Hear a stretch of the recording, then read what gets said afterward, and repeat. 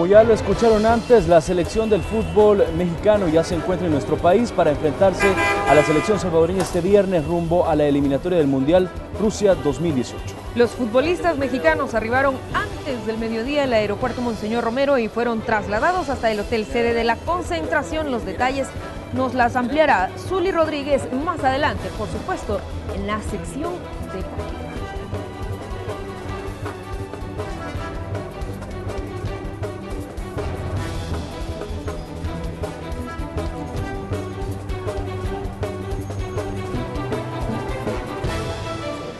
Buenas tardes, qué placer que esté con nosotros en Noticiero Hechos. Es un gusto que se informe como debe ser.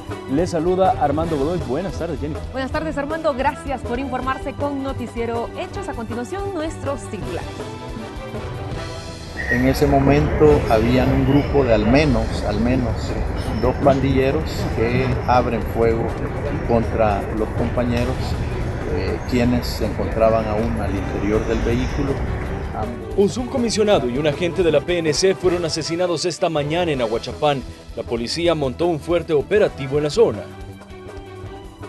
Varios crímenes se registraron en las últimas horas en San Salvador. Entre las víctimas, 2 jóvenes localizados envueltos en sábanas. Como familia nos preocupa que ya hay una precondena de mi padre. Es por eso necesario romper el silencio, y como nuestro papá no puede hablar porque se encuentra hospitalizado, hablaremos nosotros por él, que somos su voz. Familiares del general Atilio Benítez hablaron sobre su estado de salud y supuesto acoso que han recibido por parte de las autoridades estadounidenses. Le tenemos los detalles.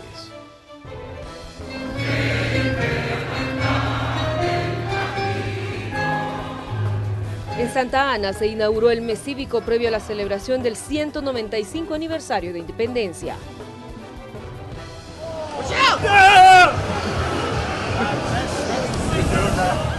En Ijapa se desarrolló el tradicional Festival de las Bolas de Fuego, que este año dejó 16 personas con quemaduras. Miles de venezolanos salieron a las calles para exigir un referéndum revocatorio contra el presidente Nicolás Maduro. Iniciamos con los hechos estableciendo un enlace con la periodista Marcela Rivera, quien se encuentra en Aguachapán. Y nos tiene los detalles del asesinato de un subcomisionado y un agente de la PNC. Marcela, ¿qué información nos tienes? Adelante.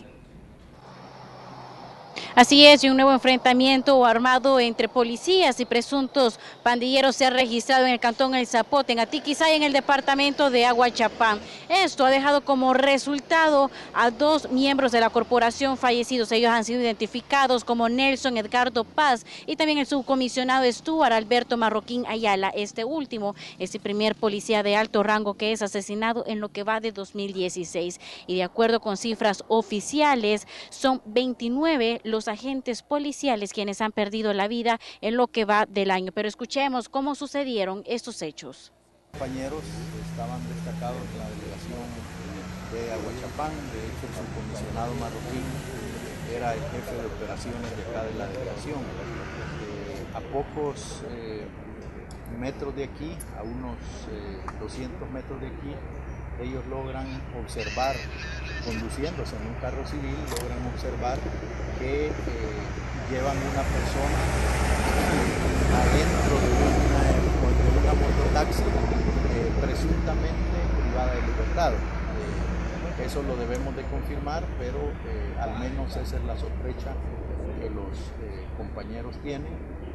Le dan seguimiento a la mototaxi, muy probablemente la mototaxi advierte el seguimiento y se introducen a esta calle.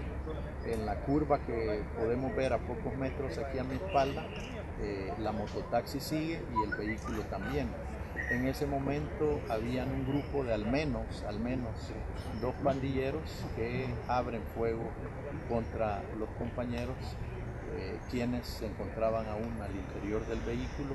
Ambos salen heridos, sus cuerpos no están aquí porque fueron trasladados, pero ambos salen heridos y fallecen. Bueno, estos 2 agentes fueron trasladados hacia el hospital de Chalchuapa y en ese lugar fallecieron. Vamos a mostrarles parte de la escena acá en el cantón El Zapote para que ustedes vean la cantidad también de miembros policiales que se encuentran acá en la zona. Incluso ellos montaron desde muy temprano un operativo de búsqueda de los presuntos responsables de este ataque. Y bueno, también les voy a comentar que se registran más de 303 enfrentamientos armados en lo que va de 2016 y también que ha dejado a más de 200 presuntos pandilleros fallecidos. Se continúa acá en las investigaciones y bueno, esta es parte de la información que les tengo desde Aguachapán. Gracias por tu reporte, Marcela. Muy buenas tardes. Gracias, buenas tardes. Y ya suman 29 los elementos policiales asesinados en lo que va del año. Además, se contabilizan más de 300 enfrentamientos armados donde fallecieron más de 200 delincuentes.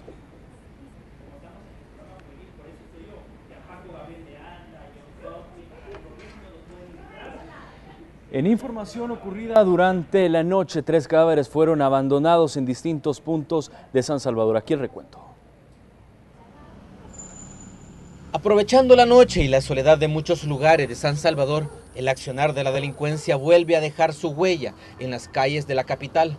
En la colonia San Antonio, al final de la 17 Avenida Sur, el cadáver de un joven de 20 años, identificado como David Cruz, fue encontrado con varios impactos de arma de fuego en la cabeza. El sexo masculino de 20 años de edad, también lo llegaron a tirar ahí. Se desconoce también quién fue. Lo auxiliaron los de la Cruz Verde, pero ya estaba fallecido cuando llegaron ellos. Ellos fueron los que notificaron al 911. Él sí tenía lesiones de arma de fuego en la cabeza. Ya entrada la madrugada, 2 cuerpos envueltos en sábanas fueron encontrados en la colonia Guatemala, entre la 20 Avenida Norte y la 19 y 21 Calle Oriente, a un costado del parque de pelota de dicha colonia. De que había una persona ensabanada en la zona. Pero al verificar los del sistema, pues se apersonaron y verificaron que eran 2 cuerpos los que estaban cubiertos con sábanas. Ambos están con lesiones de arma blanca. Y el primero, pues también parecía que lo habían ahorcado porque tenía un surco en el cuello. ¿Presenta señales de tortura? Podríamos decir que sí, porque están golpeados también. Son pocos los indicios con que cuentan las autoridades para determinar quiénes pudieron cometer estos hechos, pues la falta de testigos impide la pronta reacción policial. En ninguno de los 2 casos se registraron capturas. Con imágenes de José Delgado, este es un reporte de Víctor Mengíbar.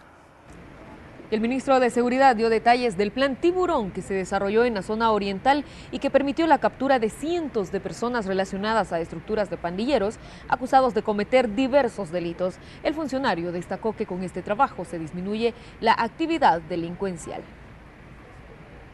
Más adelante le estaremos ampliando esta información. En otro tema, el fiscal general de la República dio su postura respecto a la decisión de la jueza encargada del caso Raiz Martínez. Sus declaraciones son bastante contundentes.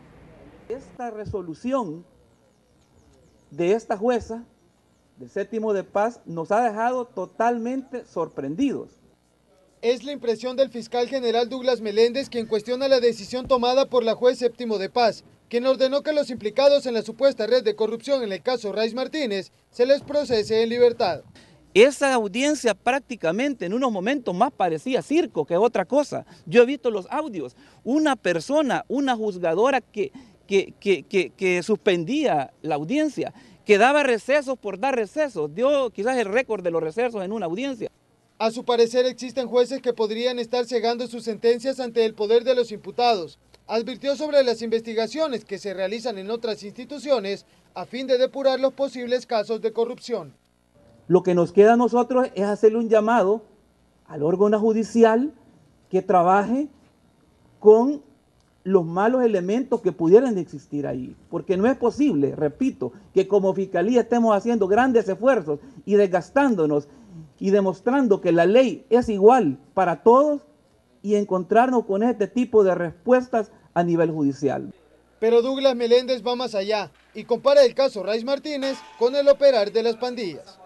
Estamos demostrando con este caso que llevamos a los juzgados de este señor Raiz, la estructura era una estructura enquistada en la Fiscalía, en los juzgados, en medicina legal, ¿verdad? Por lo tanto, era una estructura tipo clica.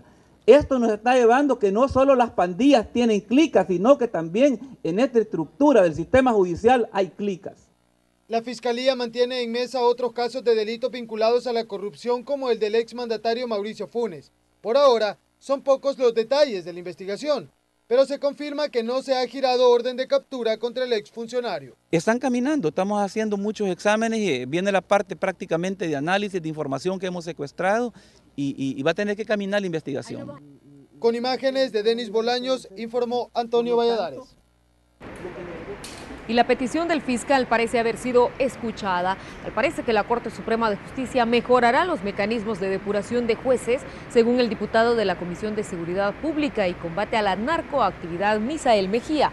Ya se llevaron a cabo reuniones con magistrados de la Sala de lo Penal y el presidente de la Corte Suprema de Justicia para abordar el tema.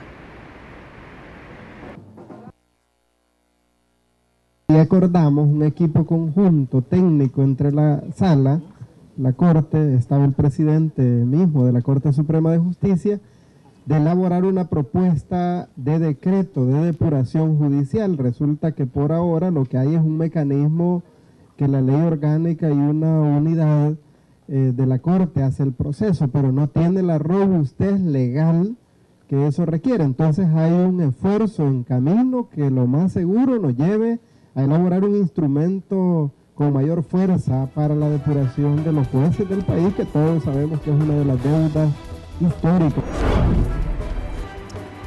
En información de última hora, la Sala de lo Constitucional de la Corte Suprema de Justicia, mediante una sentencia emitida hace unos minutos, ordenó a la Presidencia de la República publicar la lista de viajes internacionales realizados con fondos públicos. Esto por el expresidente de la República, Mauricio Funes, y la ex primera dama, Wanda Piñato, conjunta o separadamente durante el periodo comprendido, ocuparon sus cargos, incluyendo el nombre de los funcionarios y empleados que los acompañaron, destino, objetivo, valor del pasaje, viáticos asignados y cualquier otro gasto. Así como los gastos, por ejemplo, de actividades protocolarias realizadas en ocasión de visitas de funcionarios extranjeros. Lo anterior en cumplimiento al derecho de acceso a la información pública del demandante y la ciudadanía en general. Vamos a cambiar de tema. Familiares y el abogado del general Atilio Benítez hablaron sobre su estado de salud y piden a la Asamblea agilizar el antejuicio. Para conocer más, nos enlazamos con la periodista Raquel Herrera. Raquel, buenas tardes.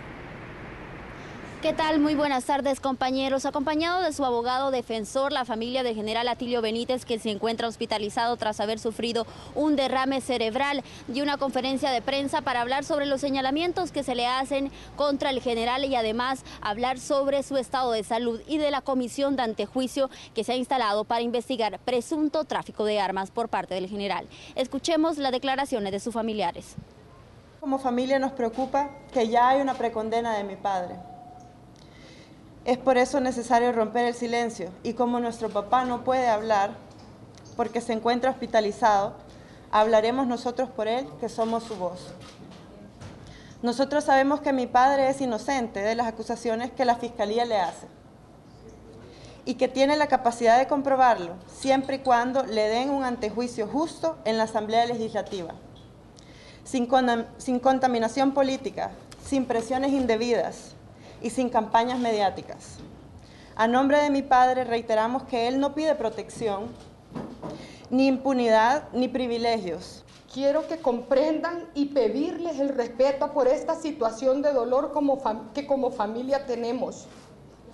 El quebranto de salud de mi esposo ha sido difícil, pero el diagnóstico de él, si ustedes lo desean, pueden solicitarlo a la Asamblea Legislativa. Esa es a la institución donde el día 26 de agosto le proporcionamos la información detallada médica y lo vamos a hacer cuando lo pidan. Los delitos de los que acusa la Fiscalía al embajador de Alemania y exministro de la Defensa son tráfico ilegal de arma de fuego, portación y tenencia ilegal de armas, además de estafa. Escuchemos qué dijo su abogado defensor. El resumen de los casos que le señalan son 15 casos. 6 de los casos, señores, que se señalan son hechos realizados por un señor que es el coronel González Quesada. El coronel González Quesada es una persona que junto a un teniente que está condenado en este momento, estaba siendo procesado por todos estos delitos y que curiosamente en la administración anterior de la Fiscalía, el día de la vista pública, llegaron a rescatarlo y le dijeron, le vamos a dar un criterio de oportunidad a usted. Los familiares del general Atilio Benítez pidieron a la Asamblea Legislativa que las condiciones de salud del embajador de Alemania no sean un impedimento para que continúe con el antejuicio en su contra. Además dijeron que esperan que sea sin presiones. Con esta información me despido, más detalles en nuestra emisión de las 8 de la noche. Gracias, Raquel, buenas tardes. Y tras el proceso que se sigue contra el exministro de la Defensa Nacional, José Atilio Benítez, diputados del FMLN señalaron a la representación diplomática de Estados Unidos de estar detrás del antejuicio. Dicen que es un intento para desestabilizar a la Fuerza Armada. El proceso de antejuicio en contra del general Atilio Benítez ha caldeado los ánimos en los diputados del FMLN.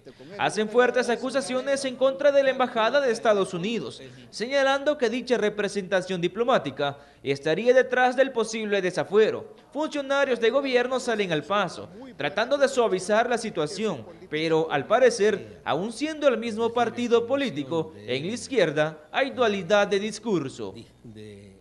Como gobierno tenemos una relación muy estrecha, de mucho respeto con el gobierno de los Estados Unidos, con el pueblo de los Estados Unidos. ¿Cree que Estados Unidos puede ser detrás No es que creemos, sabemos que es conducta imperial y a través de sus legaciones diplomáticas.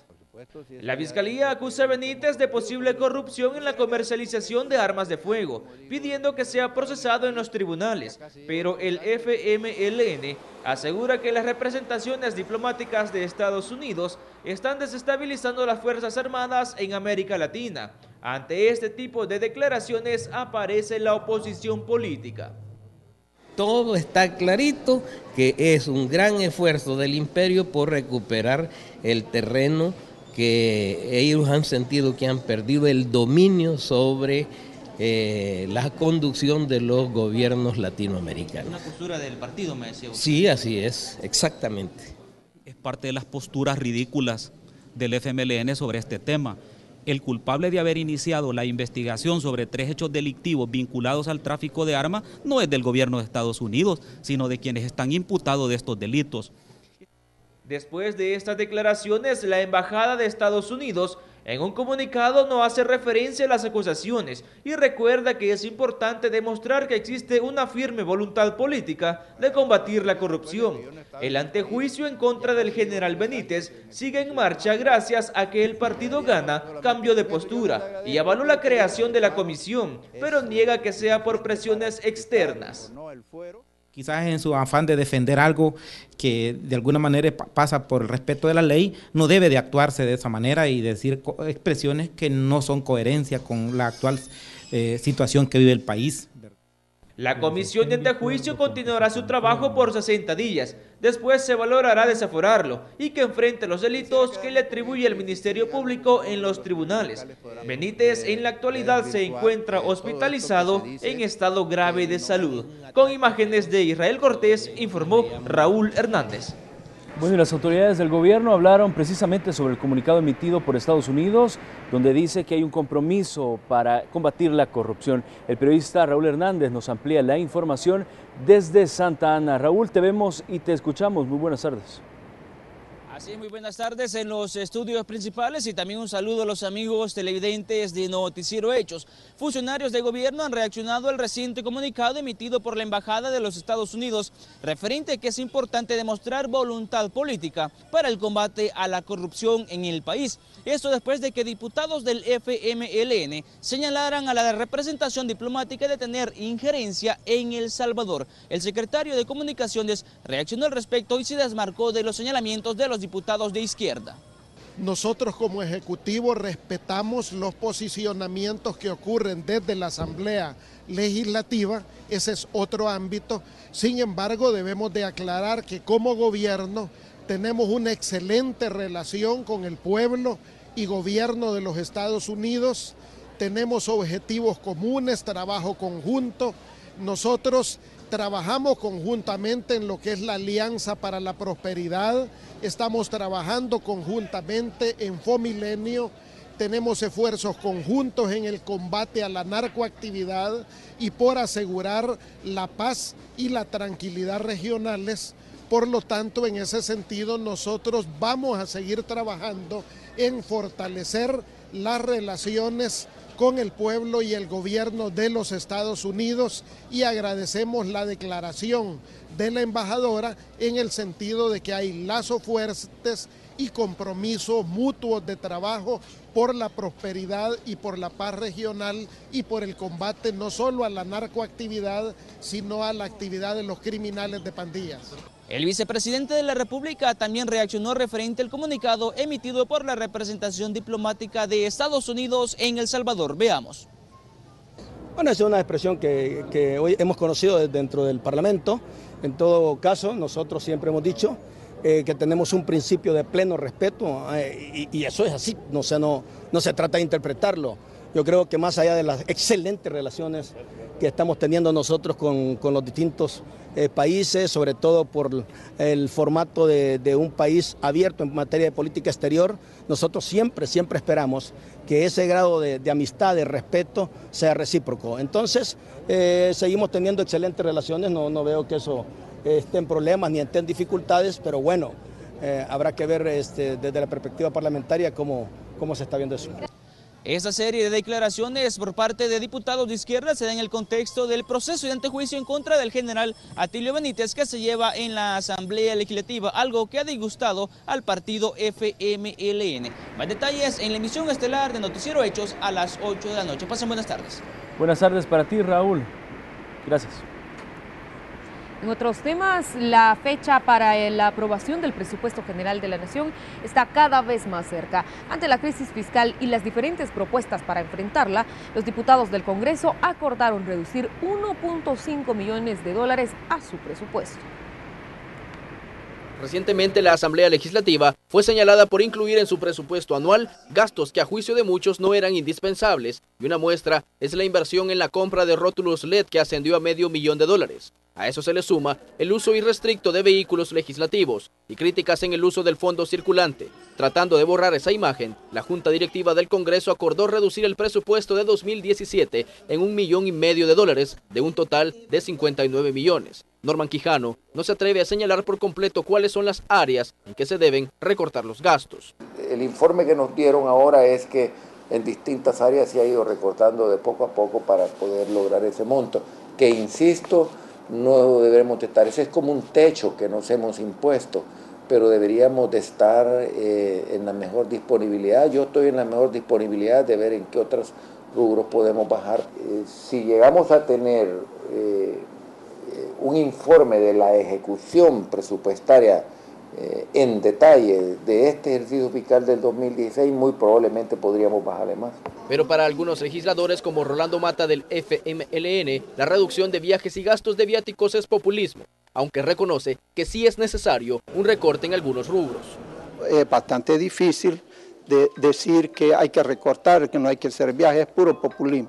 Lo que sí se debe de combatir es que en los parlamentos pluralistas no necesariamente tienen que ir todos los de la agrupación y que hay que, solo porque uno va a asistir, tienen que asistir todos los grupos parlamentarios. Yo creo que esa conducta se puede regular. Y a las puertas de una nueva junta directiva, presidida por Gana, Francis Sabla habla que el primer órgano del Estado no puede darse el lujo de ignorar la crisis fiscal que atraviesa El Salvador. La población tiene que ver que la Asamblea está viviendo los mismos momentos que toda la población vive y no puede estar la Asamblea teniendo como ciertas preferencias o ciertas cosas que ya no van acorde a los momentos que está viviendo. La economía de nuestro país es bien difícil en estos momentos. El nuevo presupuesto tiene que presentarse y aprobarse antes que finalice el año. En ese ejercicio no se espera que existan complicaciones en conseguir los 43 votos requeridos. Con imágenes de Gonzalo Tejada, informó Inmar Batres. Hacemos una pausa comercial, pero antes le comentamos, en Santa Ana se inauguró el mes cívico previo a la celebración de 195 años de independencia. Los detalles al volver.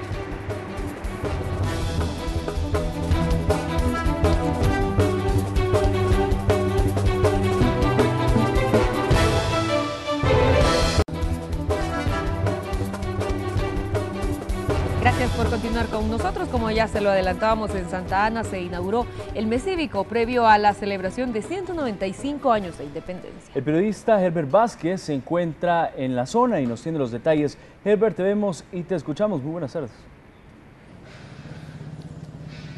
Hola, muy buenas tardes, compañeros. Bueno, yo me vine acá a Santa Ana para poder ser parte de la inauguración de los 195 años de independencia que se realizó acá en la ciudad de Santa Ana. El presidente se hizo presente, así como el órgano judicial, como también parte de los diputados, para ser parte de esta fiesta. En el discurso que brindó el presidente de la República, dijo que es necesario estar más íntegro, unirnos como nación para poder enfrentar los problemas. Aquí les dejo parte del discurso del presidente Salvador Sánchez Serén. Nuestros jóvenes son la energía y la vida del Salvador. Este es el llamado que nos hace el lema del mes de este año, que fijamos nuestra mirada más allá de otros intereses que no sean el bienestar y el desarrollo del pueblo salvadoreño.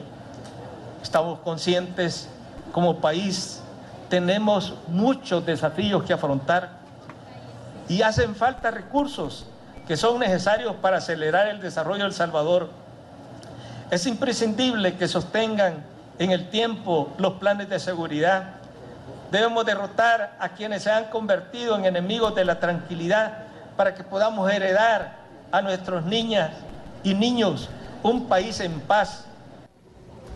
Bueno, también el ministro de Gobernación, Aristide Valencia, habló de las actividades que se van a desarrollar en este mes cívico y también el recorrido que va a realizar la Antorcha Centroamericana de la Paz. Aquí lo dejo con las declaraciones del ministro. El próximo domingo vamos a estar recibiendo la Antorcha Centroamericana en Las Chinamas y va a hacer su recorrido durante el día lunes, martes y el miércoles. Se la entregamos a los hermanos hondureños mientras nos quedamos con la Antorcha Nacional, ¿verdad? Y ya... Bueno, esto es todo lo que les tenemos por el momento. Yo regreso a la señal del estudio. Muy buenas tardes. Gracias, muy buenas tardes. Y bueno, hablando del mes cívico, en la entrevista de Hechos AM, el ministro de Gobernación y la Secretaría de Cultura llamaron a la población a retomar los valores patrios para descifrar el verdadero significado de ser salvadoreño. Es cierto que a veces estamos discutiendo porque todos queremos una patria mejor y entonces hay una frase que dice, perdóname por ir buscando tu mejor tú. Y esa es la esencia quizás de toda esta, de una pelea que muchas veces es constante, pero es buscar la mejor expresión de esa patria, que no es solamente lo externo, sino que lo mejor que llevamos de nosotros. Entre reflexiones poéticas, la Secretaría de Cultura busca hacer conciencia a los salvadoreños para retomar los valores patrióticos. Precisamente ese es el objetivo del mes cívico para el gobierno. Conocer la historia es enorgullecernos de quienes somos, de quienes hemos sido, quienes nos anteceden con todos esos ideales de libertad, valores con relación a la paz. Reconocen que el terreno en las escuelas ya lo tienen ganado para inculcar patria. Ahora la apuesta son las universidades, por lo que han preparado para este mes una serie de foros con estudiantes de educación superior. Historiadores y antropólogos serán quienes los orienten. Tenemos 10 confirmados. Hay un equipo de especialistas de la Secretaría de Cultura, va y desarrolla temas relacionados con la independencia. Tenemos estos foros que son dedicados a eso, ¿verdad? A recuperar, digamos, también esta construcción de país que se hace a partir de ese desprendimiento exacta de independencia que nos marca ya un camino distinto, que es construirnos como un país con autodeterminación. Mientras tanto, fuera de las escuelas y universidades, todo está listo para festejar. En las calles se espera la participación de más de 1 millón de personas a nivel nacional. Realmente es una celebración de todo el pueblo, ¿verdad? Hemos ido haciendo cada vez más amplia y más vistosa. Por ejemplo, el tema del recorrido de la Antorcha, te decía, 220 municipios. Lo nuevo para este año, además de renovados actos cívicos, es la incorporación de niños de primera infancia a los desfiles del 15 de septiembre. Puede haber, digamos, como niños de 0 a 3 años acompañados de su papá, su mamá, su adulto responsable, participan de esta actividad. Y la Asociación de Colegios Privados de El Salvador brindó una conferencia de prensa para abordar temas de interés nacional. La periodista Azucena Sandoval le dio cobertura a esta actividad y nos cuenta más en el siguiente enlace. Azucena, muy buenas tardes. Muy buenas tardes. Uno de estos temas importantes que se abordó durante la rueda de prensa es la deserción escolar. Ellos hablan que desde el año 2015 se registra un 13%. Además dicen cuáles son las causas que lo están ocasionando. Escuchemos. Sigue siendo la parte de la inseguridad en el entorno en el cual se encuentra el centro educativo una de las causas más frecuentes por las cuales hay deserción escolar. Un dato más importante, además de la deserción escolar, es la alarmante migración de los estudiantes fuera del país. En el año 2014, por cada 300 estudiantes, un alumno salía del país. En el año 2015, 2 alumnos por cada 100 estudiantes iban dejando nuestras aulas. Y en este 2016 ya son 3 estudiantes por cada 100 alumnos que dejan las aulas y se van del país. En este mismo contexto también hablaron sobre el tema de la PAES. Aseguran que se deben de hacer cambios para que sea un proceso más transparente. Un paso muy importante que es el de tener las claves de respuesta de cada pregunta para poder asegurarse también y transparentar más el proceso. Lógicamente tiene que darse después del proceso, eso es obvio eso, tiene que darse después del proceso para que el alumno conozca en qué ítems fueron los que él no respondió bien y en cuáles sí respondió bien. Ese es el paso que estamos pidiendo que el Ministerio de Educación dé en este año. Una nota completa se la vamos a estar presentando en la siguiente emisión de Noticias. Regreso a la señal. Buenas tardes. Azucena, muchas gracias. Muy buenas tardes para ti también. La Dirección Nacional de Medicamentos impulsó un pacto entre los encargos de comercializar medicamentos. Veamos a continuación de qué se trata.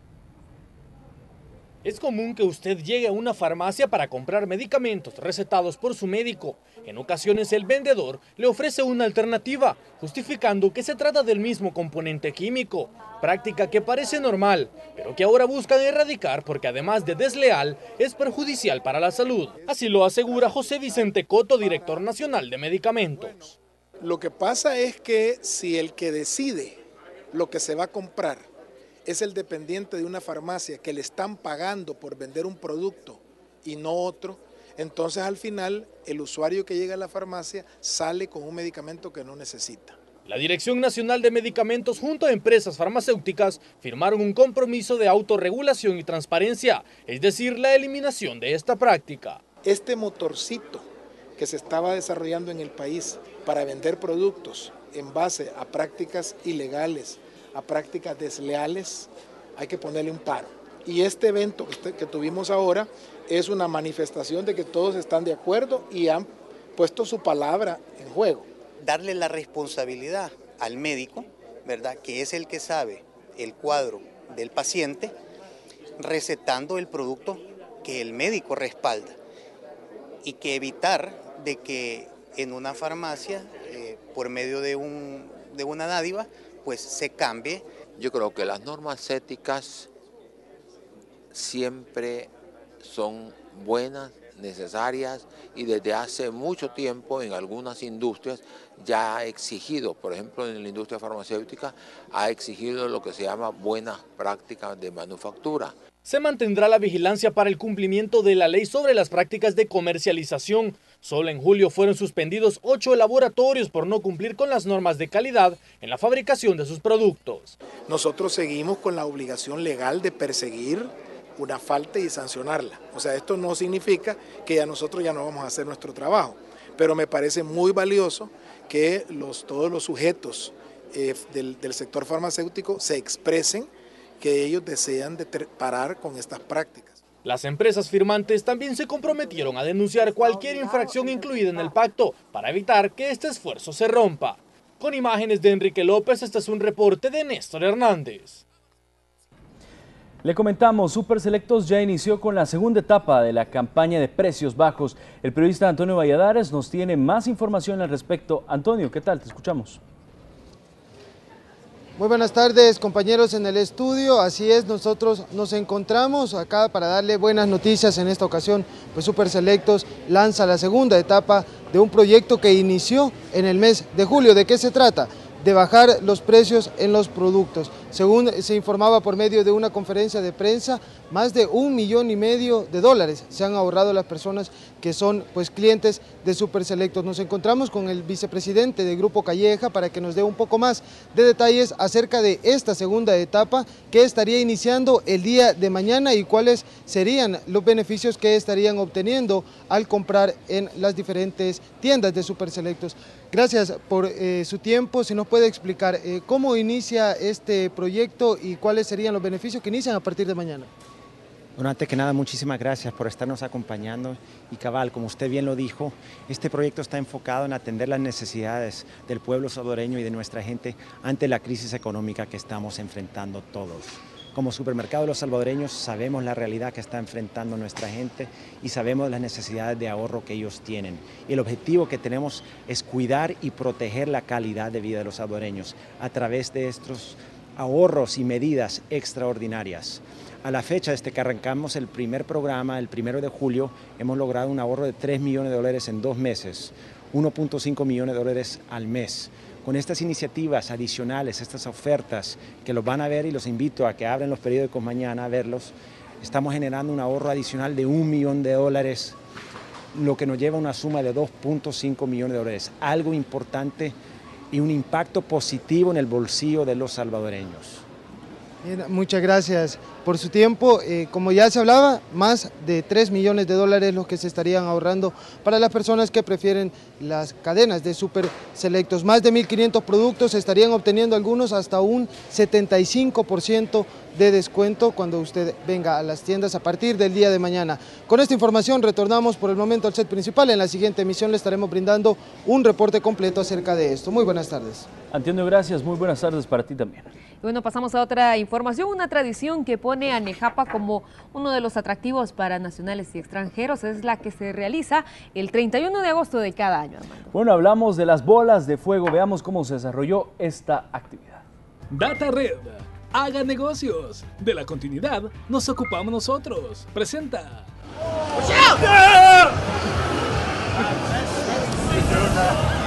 Cada 31 de agosto, las calles principales del municipio de Nejapa se llenan literalmente de fuego, pues en esta fecha se celebra el tradicional festival de las bolas de fuego. Y comienza el diablo a hacerse guerra con San Jerónimo. Es cuando se ven las bolas que San Jerónimo le tira al diablo y el diablo le tira a San Jerónimo. De acuerdo con la tradición oral contada por los lugareños, respecto al origen de la tradición, esta obedece a hechos históricos relacionados también a la erupción del volcán de San Salvador. El pueblo de Nixapa, asentado en Quezaltepeque, cerca del Jabalí, donde es la lava ahora, en el momento de la erupción, la población decide agarrar su santo y se lo traen y se asientan en el Champantepec, en las faldas del Champantepec, que es nuestro cerro, ¿verdad? Esta celebración consiste en un juego en donde 2 bandos de jóvenes se lanzan bolas de fuego. El único requisito es utilizar ropa húmeda y guantes de lona para evitar quemaduras. Los artefactos preparados con meses de anticipación son elaborados a base de tela de algodón, amarrados con alambre y bañados con gas o gasolina. Habían hecho alrededor de 1000 bolas, ¿verdad?, que las sumergen en gasolina, ¿verdad? Obviamente es un juego arriesgado.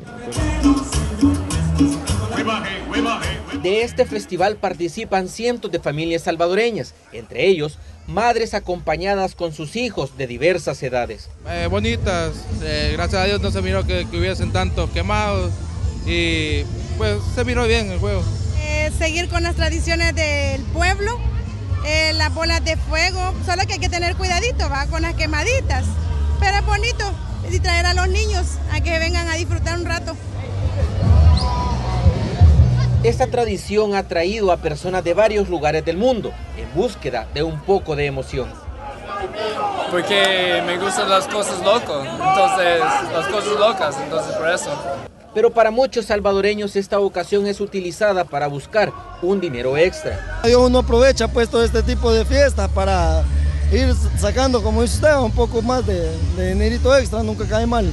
Por supuesto, la seguridad no podía faltar, pues bomberos, cuerpos de socorro y autoridades militares y policiales estaban salvaguardando que no existieran desgracias. Hemos tenido 17 atenciones, entre ellas pues son 16 personas con quemaduras de primer y segundo grado.